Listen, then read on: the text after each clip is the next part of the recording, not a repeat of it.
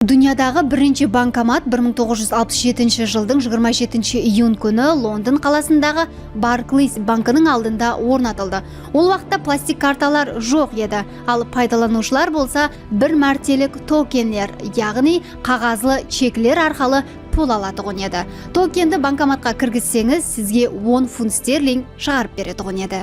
Джон Шепхард Баррен сол уақытта банкоматтағы пин-кодты 6 санлық қылуды қалеген еді. Бірақ оның хаялы 4 саннан артығын ядлай алмайтұғынын айтқаннан кейін, ол банкоматқа 4 санлы пин-кодты орнатады. Ал бүгінгі күнде де дүния жүзіндегі ең кең тарқалған формат бұл пин-кодларда 4 санлы есапланады.